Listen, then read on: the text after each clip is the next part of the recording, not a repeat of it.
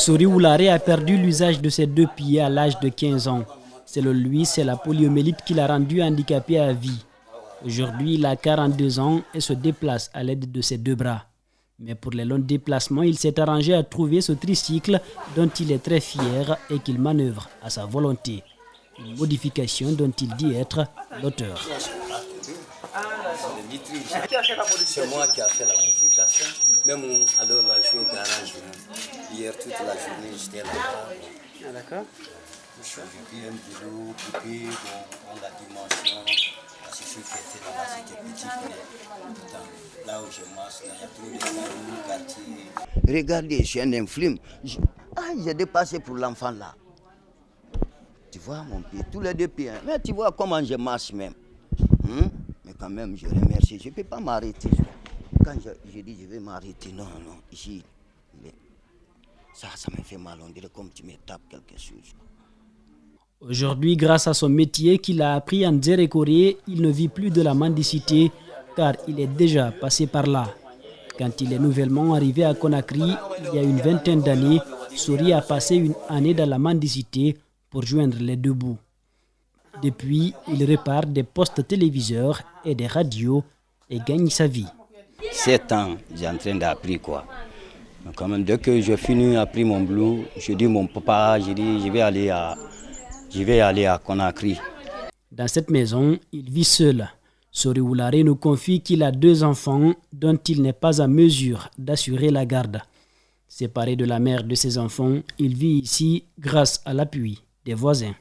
Et puis la dame est partie. Vous voyez, je ne peux pas monter chez moi. Je suis maintenant, mes femmes comme des enfants, c'est des appareils maintenant quoi.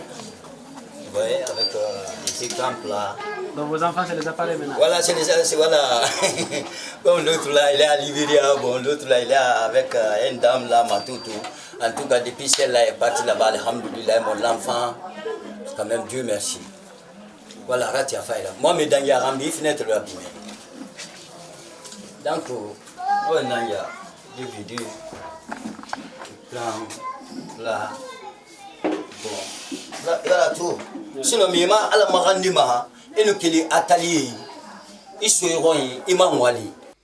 il est 9h, il s'apprête à rejoindre son atelier où d'autres postes téléviseurs en panne l'attendent.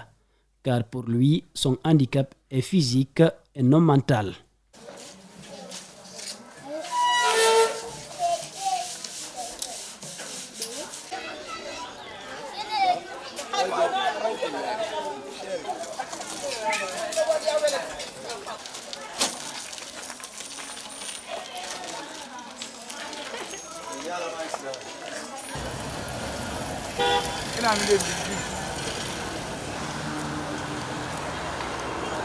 Depuis 17 ans, il travaille ici. C'est en 2003 qu'il a fait la connaissance du propriétaire de cet atelier qui est aussi handicapé physique. C'est pas parce qu'on est handicapé, mais quand même on est intelligent. Donc le métier là, quand tu apprends, tu maîtrises facilement. Moi, depuis à mon enfance, j'ai commencé à chercher à me battre pour ne pas aller s'asseoir en bord de la route, demander le moyen. Je n'ai jamais fait ça. Contrairement aux 2 premiers, Bari Idrissa a perdu l'usage de sa jambe gauche en 2007. Sa mobilité a été fortement impactée. En l'an 2007, c'est en 2007 que j'ai senti un mal au niveau de mon pied. Ensuite, il s'est enflé.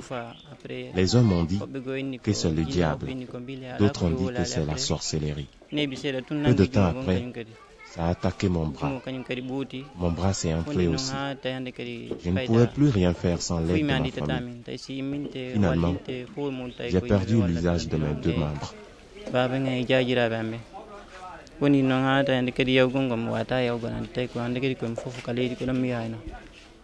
Mais pour lui, pas question de mendier. C'est une question d'honneur.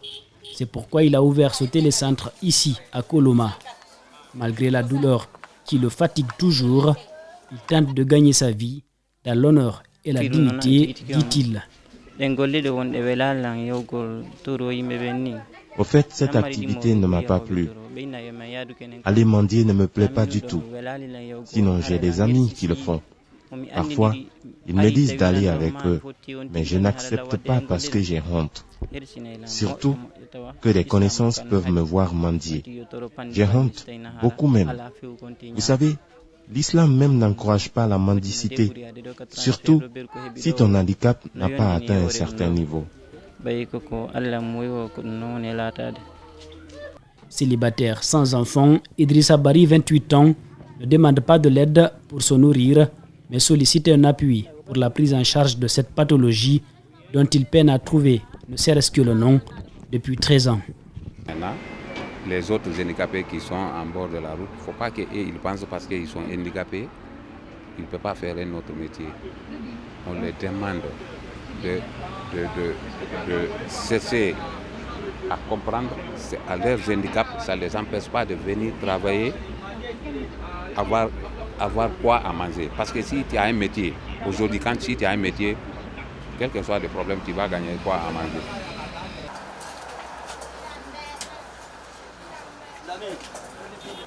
Ils sont nombreux, ces hommes et femmes handicapés physiques qui refusent de tendre la main et qui se battent malgré les obstacles pour vivre de la sueur de leur front. Ils disent tous avoir l'impression que ceux qui construisent les routes, les toilettes et autres édifices publics en Guinée ne les prennent pas en compte.